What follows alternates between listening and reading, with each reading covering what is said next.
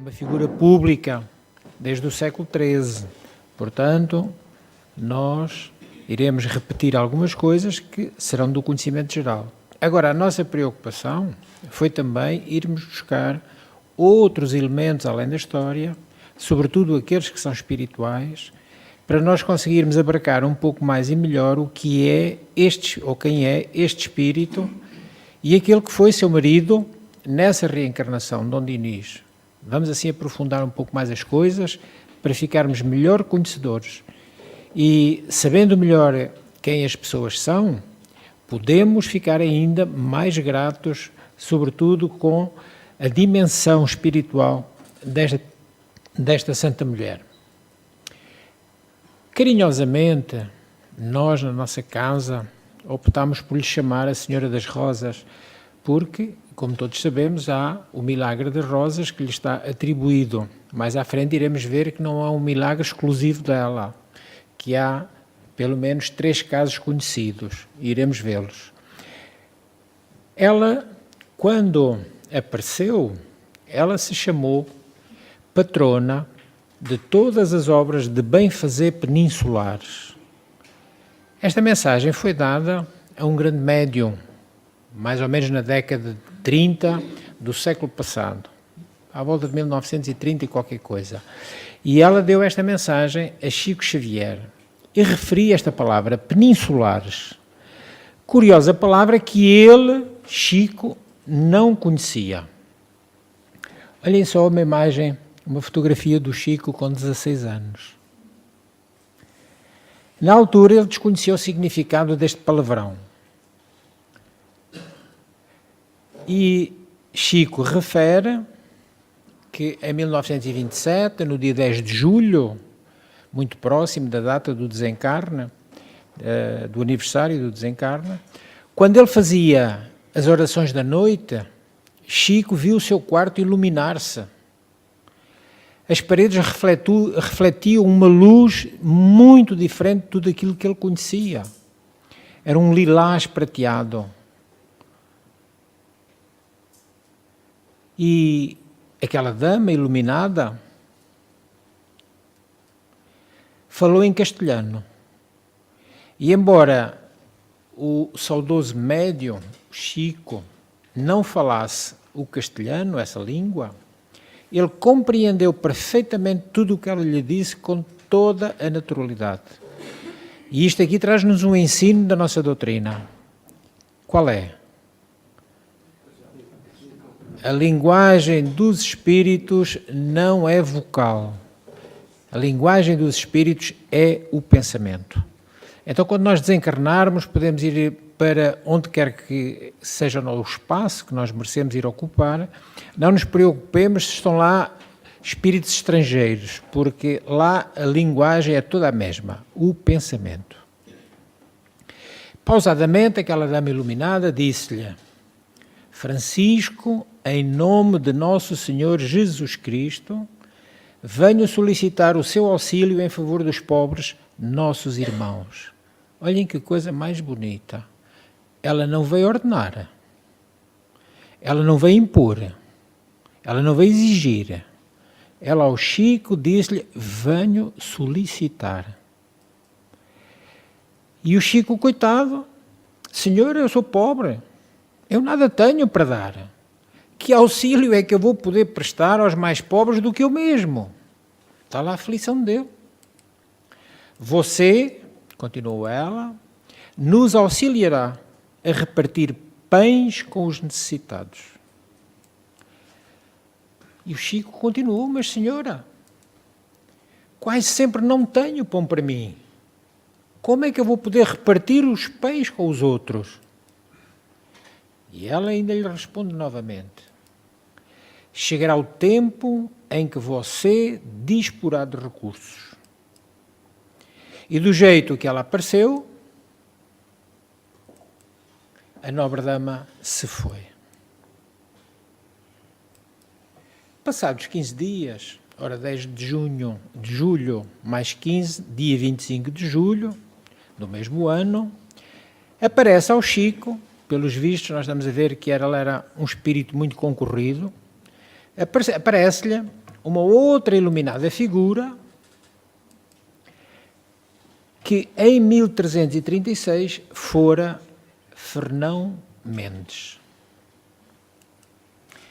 E é ele que agora diz ao Chico: irmão Francisco, fui no século XIV um dos confessores da Rainha Santa, Dona Isabel de Aragão, que se fez esposa do rei de Portugal, Dom Dinis. Ela desenvolveu elevadas iniciativas de beneficência e instrução. Iremos ver lá à frente. E voltou ao mundo espiritual em 4 de julho de 1336. Desde então, protege as obras de caridade e educação na Espanha e Portugal. Foi ela que o visitou há alguns dias. Ela me recomenda dizer-lhe que não lhe faltará recursos para a distribuição de pães com os necessitados. Confiemos em Jesus e trabalhemos na sementeira do bem. Muitas vezes é o que é necessário, é trabalharmos. E trabalhando, as coisas vão aparecendo. Agora, tem que ser um trabalho devotado, não pode ser um trabalho de agora, amanhã não, ou de qualquer dia logo se vê, não. Tem que ser um trabalho devotado, em quem eles depois confiem para dar seguimento ao apoio espiritual. E é ele que vai esclarecer a palavra peninsulares, explicando ao Chico que isso se referia às terras da Península Ibérica. Vemos lá aqui, dividida já com os reinos daquela época. Estes já são mais recentes, porque na época a Península Ibérica ainda estava mais retalhada, como iremos também ver à frente. Então, para nós percebermos bem esta figura tão grata da nossa história, nós precisamos perceber um pouco melhor a política daquela época, mas também o que era a vida social. Temos que aqui inserir, no seu tempo, na sua época, para percebermos que era diferente da concepção moderna e institucional do poder público atual. Era algo totalmente diferente da nossa atualidade. E então, aí, para melhor entendermos esta época, vejamos o contexto histórico. No século XIV,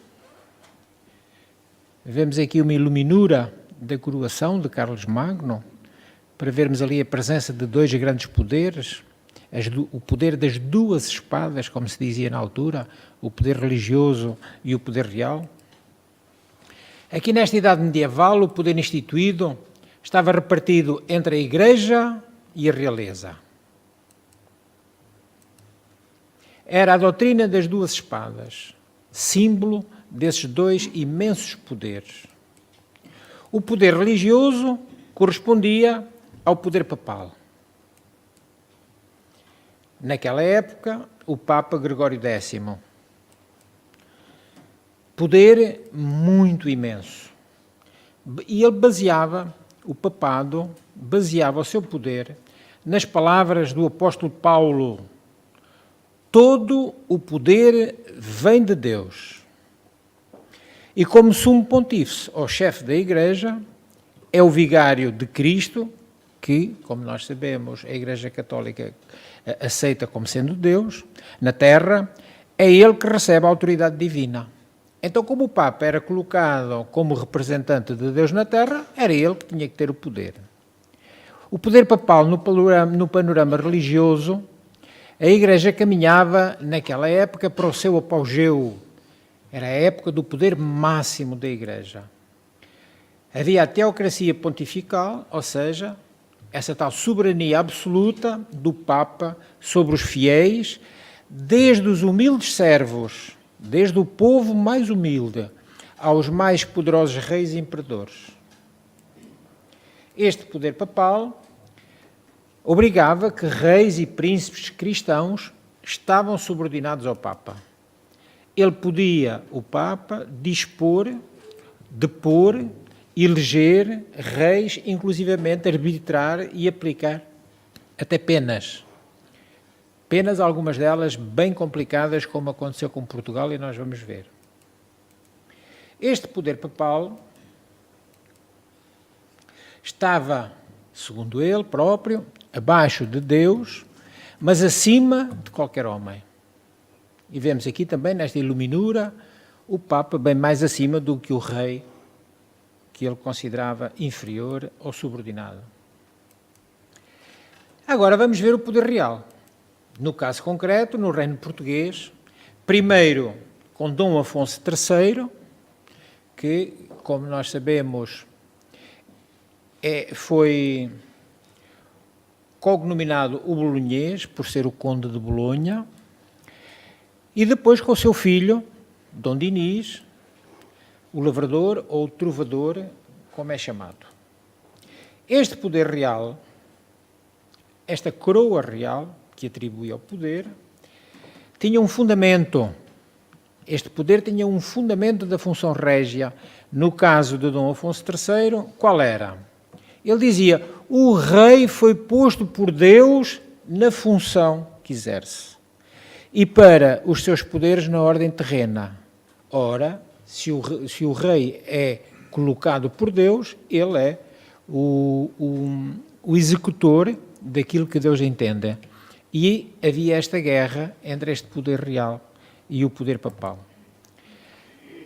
Todavia, este nosso rei Dom Afonso III tinha jurado em Paris, uma vez que ele era conde de Bolonha, tinha jurado em Paris ser obediente e devoto à Igreja Romana, minha mãe. Isto foi o juramento dele, como deve ser um príncipe católico. Isto foi o que ele disse lá de boca. Mas depois, como acontece muito com os homens, cedo esquecemos as nossas juras, os nossos compromissos, e ele entrou diretamente em conflito com o papado. Gregório X, como já dissemos. No ano da sua morte, este Papa promulgou uma bula de Reino Portugali, e esta bula foi muito complicada para nós, porque ela excomungava não só o rei, excomungava o Reino de Portugal e o rei português Dom Afonso III. Dom Dinis recebe esta triste herança de seu pai. E para não o deixar morrer excomungado, Dom Afonso III estava às portas da morte, moribundo, Dom Dinis prometeu cumprir as cláusulas impostas pela Santa Sé. Dom Dinis adiou este compromisso por longos 14 anos, o cumprimento da sua palavra. E deste modo, com Portugal excomungado, os sinos ficaram mudos e as igrejas fechadas durante 14 anos. Os templos sem cerimónias e sem culto em Portugal. A estratégia escolhida por Dom Dinis foi o fortalecimento da nação portuguesa, a nação excomungada, através de uma aliança de casamento com outro reino.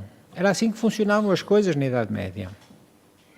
Quando um reino pretendia ficar mais forte, aliava-se pelo casamento com outros. Neste caso, o de Aragão. Foi um casamento-aliança, unindo duas casas reais, Aragão e Portugal. Vamos agora perceber Isabel, princesa de Aragão, e os motivos deste casamento. Esta é a única imagem que existe, pintura, que existe dos dois juntos. Sabe-se que os enlaces reais, à época, não eram celebrados por amor. Tudo era jogadas políticas. Era uma mais-valia, como um negócio que envolvia não apenas duas pessoas, mas famílias, inclusivamente reinos inteiros. E esta não foi exceção. Os noivos nunca se tinham visto ou falado. Prevalecia a necessidade de Portugal se reforçar contra quem? Contra a Santa Sé, contra o papado. E, ao mesmo tempo, contrariar o desejo expansionista de um outro reino, que era o reino de Castela, Agora, aqui nós percebemos bem o que é que isto quer dizer. Ora, tínhamos Castela como nossos vizinhos, muito próximos de nós, e tínhamos Aragão, que também à época também era um bom território. Ora, Castela iria ficar no meio, ele não podia atacar para os dois lados. Então era muito valioso este acordo. Mas também para Aragão, também era porque ele queria reforçar a sua situação, que não era fácil, na ilha da Sicília, pela rivalidade com Carlos de Anjou, que era o irmão do rei francês naquela época, que exigia que a Sicília estivesse sob o seu mando, o que não acontecia porque a rainha da Sicília estava casada, era mãe da rainha Santa Isabel, como nós vamos ver. Continuando a ver a questão da princesa, aqui a vemos já com o rosto lindíssimo, quase angélico, procedeu a sua fama, conforme dizeres da época. São documentos que existem da própria época. A qual a infanta, Dona Isabel, por suas muitas bondades e grande formosura, um português arcaico, era nas cortes dos reis e príncipes muito louvada. E por isso se requeria deles grandes e muito altos casamentos. Não podia ser um qualquer. E que pretendentes é que ela tinha? Eduardo I de Inglaterra, Filipe III da França, o irmão do que cria a Sicília, Carlos II de Nápoles e também Miguel VIII de Bizâncio. 4 pretendentes, além do nosso Dom Dinis. Foi este quem o seu pai, o pai de Isabel de Aragão, escolheu. Porquê? Porque lhe oferecia de imediato um reino. Enquanto os outros eram pretendentes aos reinos, este já estava na sua função régia e de imediato lhe podia oferecer um reino. Ela era filha de Pedro III, rei de Aragão, e Dona Constança, a princesa da Sicília. Nasceu em 1271, não há certeza, é interrogada a data, mas o sítio, não há dúvida nenhuma, no Palácio da Aljaferia, na cidade de Saragossa. Segundo a lenda, a princesa terá nascido de forma mais ou menos milagrosa, porque vinha envolvida numa película úmida. Isto também segundo um documento da época. Desde criança mostra-se recatada, obediente e muito piedosa. Diferente das outras crianças. Talvez por isso mesmo ela era a preferida do seu avô. E cedo ela é levada para junto de Jaime II de Aragão, o avô, que gosta muito dela. Sentiu um grande desgosto a rainha Santa Isabel com a morte de seu avô em 1276, por ter perdido um importante mentor da sua vida futura. Diz-se que muitas das coisas, da habilidade política dela e da habilidade diplomática, ela aprendeu com o avô. Era sobrinha neta de outra grande alma santa, Isabel, rainha da Hungria, a quem se aponta um milagre semelhante ao seu, o milagre das rosas. 3 personagens medievais comungam da lenda do milagre das rosas: Santa Cacilda, Santa Isabel da Hungria e Santa Isabel de Portugal ou Isabel de Aragão. Santa Cacilda, a menos conhecida, foi uma princesa muçulmana. Nasceu em Toledo, na Espanha, em 1050. E era filha do rei Moro de Toledo, que odiava qualquer coisa relacionada com Jesus Cristo. Ele não suportava. Todavia, a sua filha foi o contrariando em relação a isso, e vamos ver como.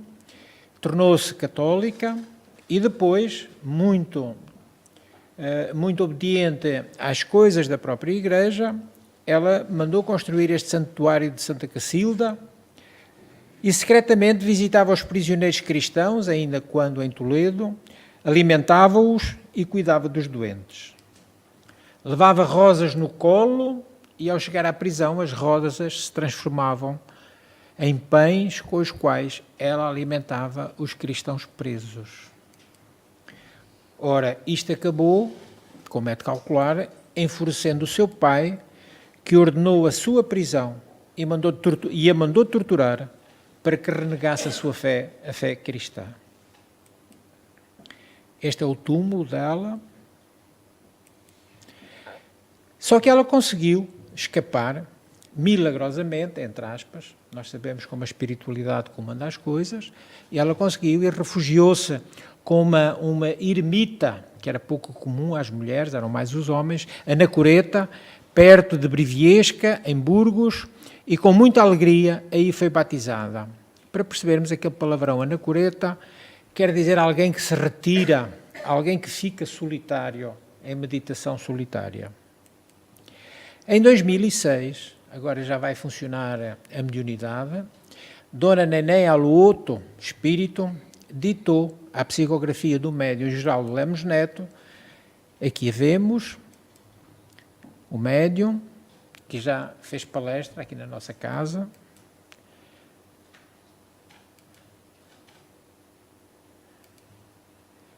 Dizendo que ambas eram, afinal, a mesma pessoa, em duas existências sucessivas. Rainha Santa Isabel ou Santa Isabel da Hungria, o mesmo espírito, que ainda faz uma terceira reencarnação, juntando-se assim uma terceira personagem, novamente Isabel, a princesa de Portugal, duquesa de Borgonha, agora já século XIV e século XV. Esta, filha de Dom João I, irmã de Dom Henrique o Navegador, aquele que é o patrono espiritual de Portugal, o espírito Elile. Trineta de Isabel da Hungria. Casou com Filipe, o Bom, de quem se conheceram 33 amantes e 26 filhos ilegítimos. Então vamos dizer que a nossa querida Rainha Santa Isabel foi treinando com o Dom Dinis para depois conseguir, nesta altura, ter estofo para suportar tudo isto calmamente. A ela se deve a instalação de uma comunidade flamenga nos Açores. Percebem de onde é que vem o sotaque açoriano? Aquele sotaque tão complicado, às vezes, para nós entendermos, era desde esta altura, deste povoamento dos Açores por uma grande colónia flamenga. Quando se colocam lado a lado as narrativas das existências destas personagens, emergem constantemente as repetições e as semelhanças. Durante a vida delas, as diferentes existências delas, há repetições e coisas muito semelhantes porque se trata do mesmo espírito. Isto porque é nesta interação cíclica, no ir e vir, que se encontra a essência da reencarnação, em que nós, os espíritas, tanto acreditamos. O casamento real aconteceu em fevereiro de 1281 por procuração. Isabel de Aragão tinha 11 anos. Segundo o dado da crónica, de uma crónica do licenciado Duarte Nunes do Leão, era tempo de se tratar da viagem da rainha para o seu reino. Ora, ela tinha que vir de Barcelona para Coimbra. Ainda é uma viagenzinha naquela época, uma viagem jeitosa. Mas havia um problema. A guerra civil em Castela atrasou os planos da vinda da princesa. Dom Pedro III, pai de Isabel, sugere ao genro que vá buscar a esposa a Barcelona. Só que o Dom Dinis recusa, dada a conflitualidade que existia também aqui em Portugal. Dom Dinis não se entendia com o seu filho. relações degradadas com o irmão, com a mãe, com o filho, era tudo muito complicado. Foi sugerida a hipótese da viagem se fazer por mar, viagem marítima, atravessando praticamente toda aquela parte do Atlântico e depois do Mediterrâneo, entrando no Atlântico, mas essa hipótese foi afastada pelo perigo dos piratas berberes muçulmanos que atacavam muito os barcos que transitavam nesta parte do mundo. Na segunda metade do mês de abril de 1282, aproveitando uma trégua na guerra, inicia-se então a viagem. Um séquito enorme. Foi estimado em mais de 350 membros da nobreza e do alto clero que a acompanharam de Barcelona até Portugal. Chega a Portugal entrando por Bragança. Foi recebida pelo irmão do rei, Dom Afonso. Atravessou o Rio Douro de barca, a partir da margem direita, seguiu em direção a Trancoso, onde o Real Cônjuge a aguardava. Dom Dinis aqui já estava à espera dela. 1 ano e 4 meses depois de consumado o casamento por procuração, na segunda metade do mês de junho de 1282. Viram-se pela primeira vez na capela de São Bartolomeu, onde se realizou a cerimónia religiosa do casamento. Segundo Frei Francisco Brandão, na monarquia lusitana, a data provável foi 24 de junho, dia de São João Batista, como nós sabemos, justificando-se com a religiosidade da rainha, que tinha o mesmo nome da prima de Maria de Nazaré, a mãe daquele santo. Que era quem? Não era Isabel? Isabel também. No mês de julho, partiram para a Guarda. Trancoso para a Guarda. Depois, para Viseu. E daí, finalmente, para Coimbra, para o Mosteiro de Celas, onde ela se instalou em 15 de outubro. Olha que nós passamos em Celas tantas vezes e não fazemos a mínima ideia que a Rainha Santa Isabel, quando chegou a Coimbra, foi lá que ficou. A curiosidade sobre o aspecto físico de Dona Isabel faz-nos querer traçar o seu retrato. Porém, só existe uma imagem que lhe é contemporânea. A da estátua jacente da sua arca tumular. É a única que é da época e que foi aprovada por ela. Foi ela que desenhou o seu túmulo, assistiu à confecção de todo ele e, portanto, se eventualmente nós tivesse parecido, ela não aceitaria o trabalho do canteiro. Rosto suave, oval, sobrancelhas finas e bem desenhadas, testa larga, pescoço muito longo. Foi preciso esperar por 1612, 276 anos, para se poder olhar de novo para as suas feições. Tudo isto para documentar o processo de canonização.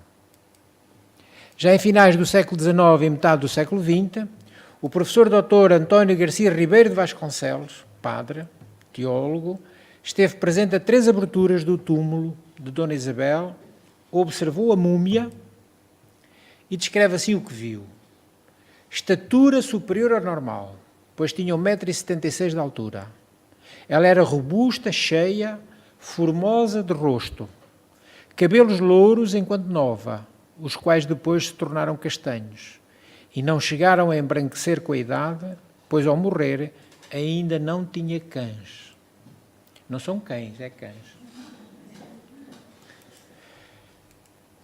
Também o doutor em História Medieval pela Universidade do Porto, especializado na História da nobreza portuguesa, confirma e acrescenta um fato muito curioso.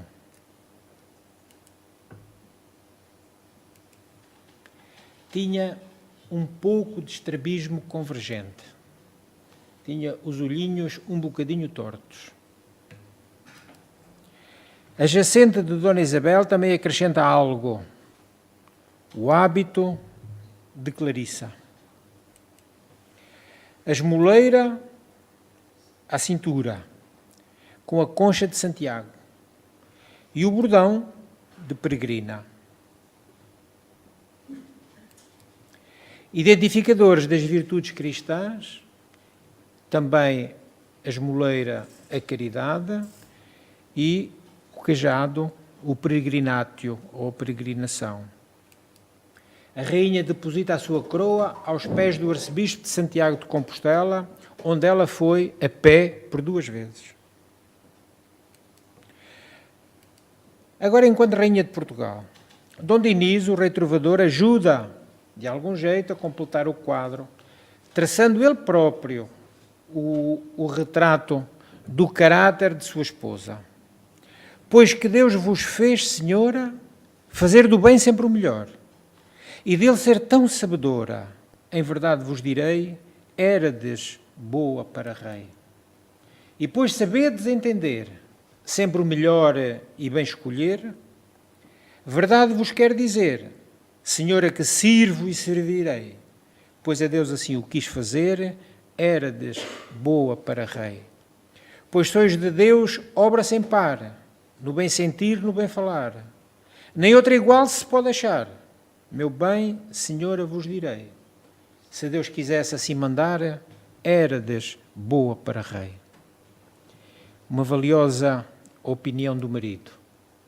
Teve uma vida sempre de muita piedade, amor a Deus e ao próximo, obras sociais para recém-nascidos, juventude necessitada, regeneração de mulheres perdidas, entre aspas, ninguém está perdido, se quiser mudar, lar de idosos, onde em cada lar ela não aceitava mais do que 15 elementos ou 15 casais.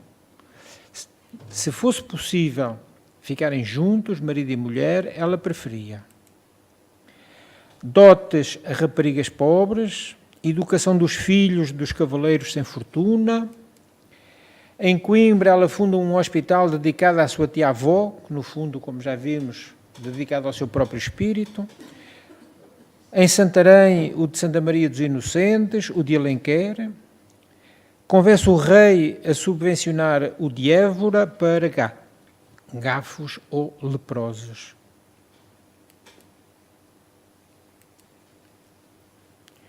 Amantíssima e dedicada esposa. Vencia a humilhação do adultério do marido por um incondicional perdão em nome da concórdia. Coração pacífico. Cumpriu os deveres de esposa de um monarca reinante, dando-lhe descendência. 2 filhos, a infanta Dona Constança e o infante Dom Afonso. Refugia-se na vida devocional e aceita o comportamento do esposo, cria e educa os seus filhos bastardos, 7 de certeza, e mais 2 que não há certeza se eram filhos dele ou meios irmãos, filhos de Dom Afonso III. A relação dos monarcas não parece ter sido fácil. A partir de 1291, as relações esfriaram. Sobre o que terá acontecido entre os dois, nada se sabe. Pelo caráter religioso e devoto da rainha, aceita-se a perspectiva de um casto conúbio, ou seja, um casamento casto, sem relacionamento sexual. Conhecida noutros casais da época, nomeadamente na sua tia-avó, Isabel da Hungria. Os espíritos superiores afirmam que a sexualidade é intrínseca à vida, desde o seu início e em todos os seres.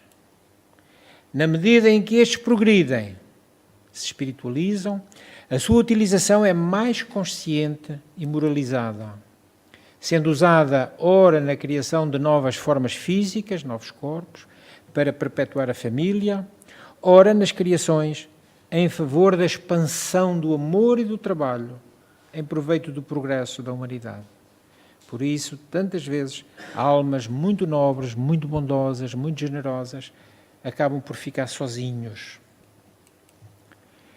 É do seu neto Dom Pedro, enquanto espírito,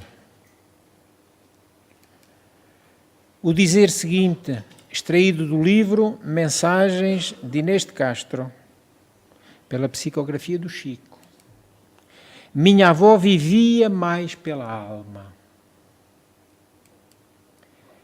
Seu neto é um dos personagens da triste tragédia de Pedro e Inês,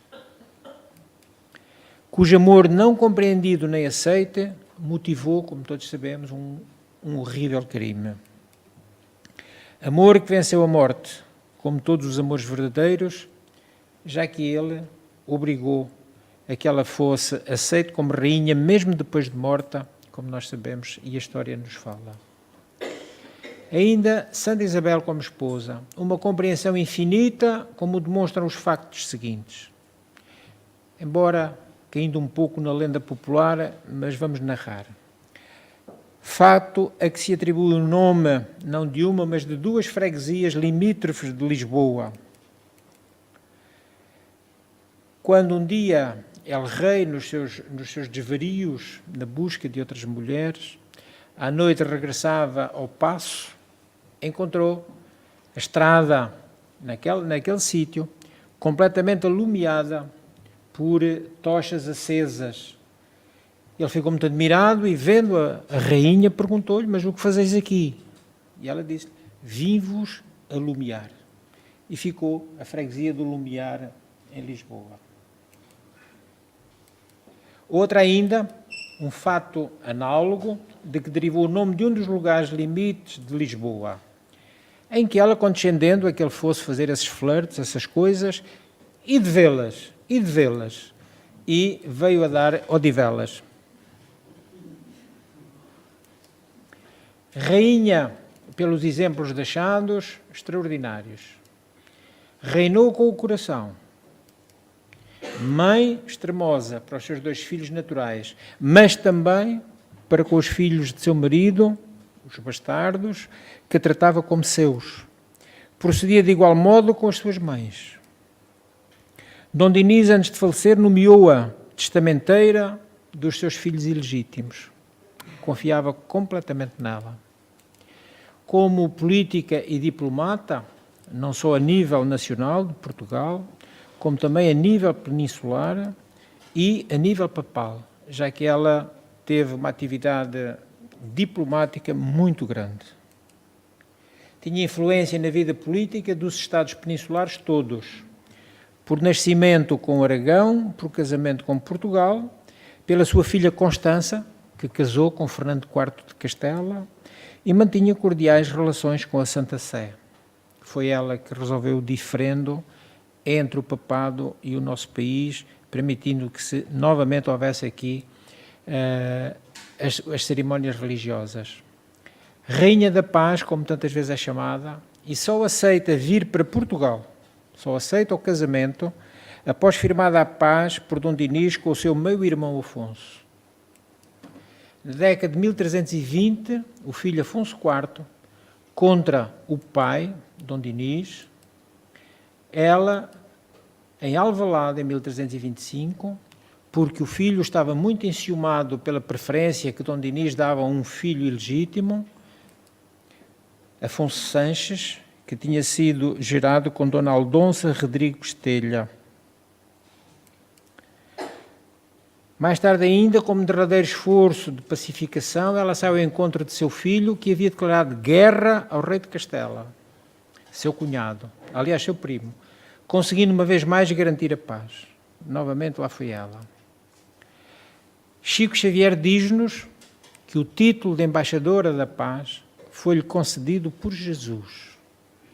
Não é tão somente um reconhecimento do mundo, mas é um reconhecimento espiritual. Em Ancião, no fundo da rua, há um painel de azulejos que foi encomendado por Virgílio Rodrigues Valente em 1937, que alude à lenda popular, segundo a qual a Rainha Santa, quando viajava pela Estrada Real, que cruzava estas terras, dava frequentemente esmola a um ancião, passando assim aquele local a chamar-se Terras de Ancião. O painel é delimitado por cantarias e enquadra em si um antigo fontanário municipal, como vemos aqui na totalidade. Por seu lado, agora vejamos Dom Dinis. O seu túmulo está no Mosteiro Cisterciense Feminino de São Dinis e São Bernardo, que é panteão nacional, uma vez que tem um túmulo régio. Por estar dentro do Instituto de Odivelas, este túmulo acabou por estar sempre muito esquecido e muito degradado. Túmulo escondido, à espera de dignidade, segundo alguns historiadores. O túmulo encontra-se na pequena capela do lado esquerdo do altar-mor, arredado do centro da igreja, onde, por testamento, Dom Dinis queria ter ficado, no centro da igreja. O fato de ser um mosteiro tão isolado prejudicou a recordação e a memória do rei. Num estudo publicado na Real Sociedade de Geografia de Lisboa, os investigadores contam que o esqueleto do monarca e os tecidos estavam intactos. Questiona o vereador da Cultura de Odivelas, o vereador Edgar Valles. No dia em que se faça o restauro do túmulo, até que ponto não seria útil fazer também o estudo osteológico, envolvendo várias áreas de investigação e técnicas multidisciplinares? Diz ele que conhece arqueólogos que dizem que o ser humano fala mais dele mesmo morto do que vivo. Acrescenta, se as pedras falassem. Esta estudiosa, Júlia Rossi Vairo, na sua tese de doutoramento em História de Arte, debruça-se exatamente na relação entre Dom Dinis e a Rainha Santa Isabel. Ela estuda atentamente para saber o que aconteceu ao túmulo durante todo o tempo de permanência no convento. O túmulo foi aberto apenas nos anos 40 do século XX e está, com certeza absoluta, ocupado.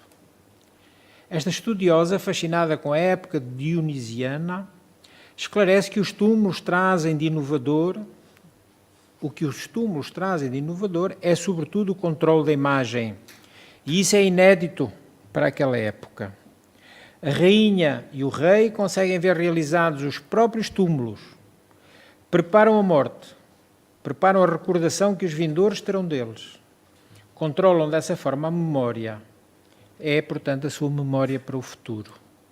Eles aprovaram a imagem que os túmulos transmitiam de si próprios. Esta estudiosa diz: sabemos que na época medieval o casal régio devia deixar uma ideia de união da monarquia e da coroa. Os cônjuges são sepultados um ao lado do outro, como acontecia por toda a Europa naquela altura. Que aqui, como nós já vimos, não foi o caso. A fase final do reinado de Dom Dinis fica marcada por um período de guerra civil e de conflito conjugal. No arquivo secreto do Vaticano existe correspondência entre a Sé Apostólica e o Reino Português. Várias cartas entre os anos de 1316 e 1319, onde o Papa pede que o casal real restitua a imagem de união e harmonia. Mas a Rainha Santa acabaria mesmo por escolher ficar longe do monarca na sua última morada. Ela em Santa Clara, Coimbra, ele em Odivelas, Lisboa.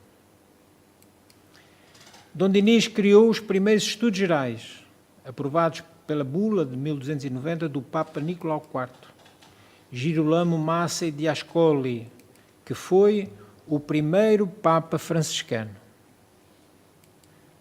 Dom Dinis importa, como estudiosos da doutrina dos espíritos, conhecermos o seu percurso espiritual, o percurso desta alma, antes e após a convivência com a Rainha Santa Isabel. Tem uma encarnação conhecida no século I, como o romano de nome Lécio Monácio, revelado por Emmanuel no livro 50 anos depois. Mais tarde é João Maldonado Ramalho, nascido em Vizela, perto de Viseu, no século XVI, século XV. É o líder de uma população indígena, vive como a Índia, Potira, que ficará imortalizada por Bartira. Era filha do cacique Tibiriçá. Após a sua conversão ao catolicismo, ele dá-lhe o nome católico de Isabel, sem dúvida, a reminiscência do passado inconsciente. Dom Denis, aliás, João Ramalho colabora com os jesuítas Manuel da Nóbrega, que é Emmanuel, e Anchieta. Ajuda a fundar a cidade que é hoje uma metrópole gigantesca, a cidade de São Paulo, no Brasil. Renasce em Portugal, em Águas Santas, próximo do Porto, e agora toma o nome de António Gonçalves da Silva, filho de pais muito pobres, emigra para o Brasil com 11 anos. Olhem a alternância do poder monetário ou financeiro e a pobreza em reencarnações seguintes. Fixa residência em Campinas, trabalha na agricultura, muda-se para São Paulo quando esta tinha apenas 30 mil habitantes, agora é capaz de ter 17 milhões. Torna sardina e perde o nome de batismo, sendo apelidado como o passarinho aqui ao lado, Batuíra. Dedica-se às artes cênicas, monta um pequeno teatro, começa a fabricar charutos e torna-se comerciante. Cria capital e começa a comprar terrenos onde instala a sua casa, que transforma em hospital para pobres, abrigo para humildes e refúgio para escravos fugidos. Funda centros espíritas e edita o jornal Verdade e Luz, que aqui em Portugal há uma versão também desta revista. Fazendo ele próprio tipógrafo, nas terras de sua propriedade constrói um lar que ainda hoje perdura lá no Brasil. Voltando ao nobre Anjo da Paz, o que mais tem admirado os seus estudiosos é a sua cultura, verdadeiramente fora do vulgar, no princípio do século XIV. Sobretudo, conhecimentos para uma mulher daquela época. Tinha muitos conhecimentos de línguas e música. Assim era entendida e costumada em rezar que, se os seus clérigos, erravam em sua presença, na sua presença em ler ou no canto, ela os corrigia e emendava. E ela lia muito bem em latim e linguagem.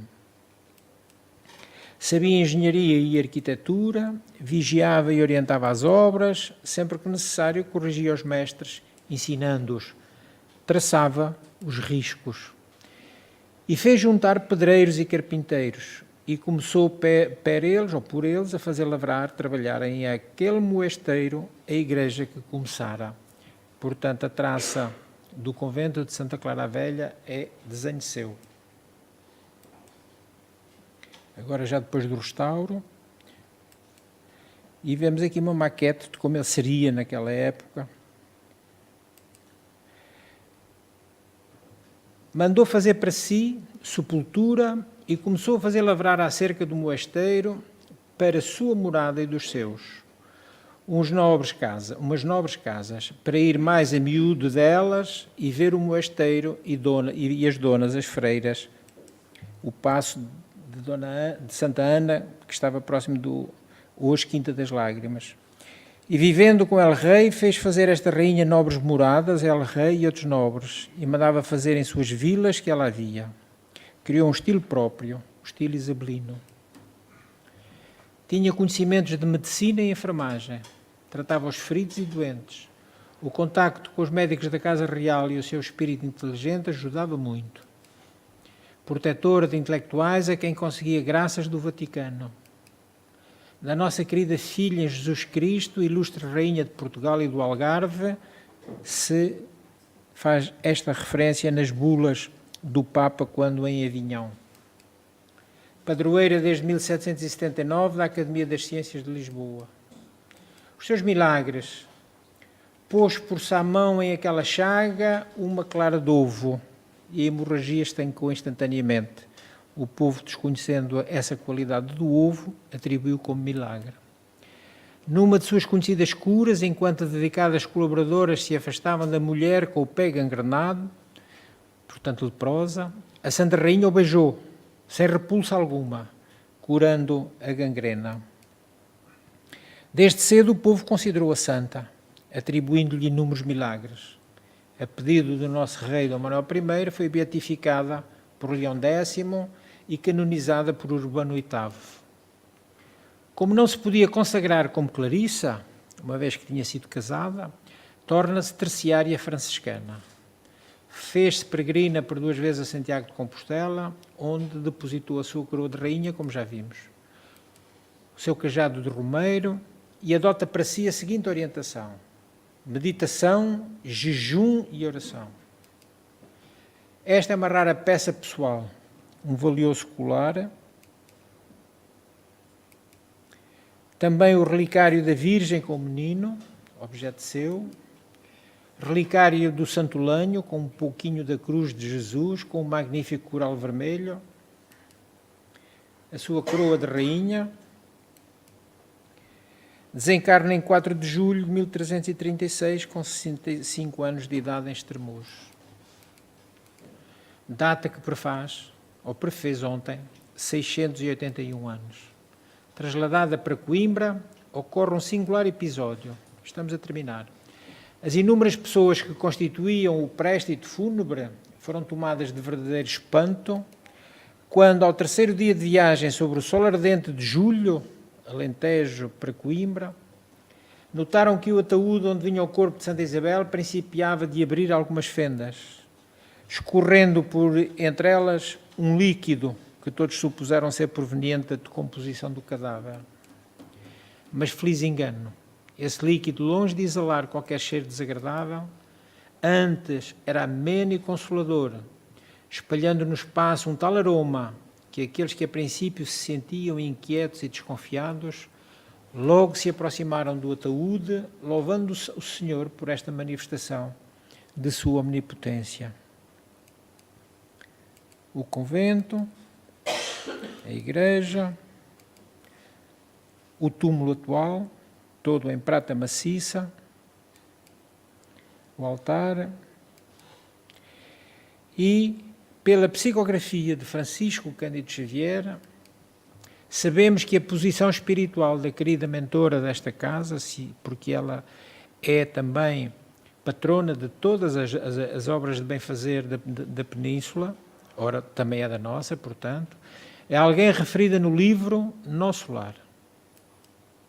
A ministra veneranda do Ministério da Regeneração.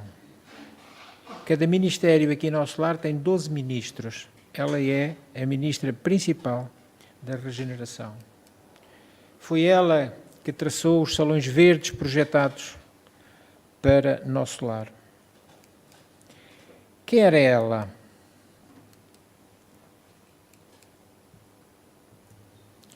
Também a única... Qualquer coisa aqui que ficou mal.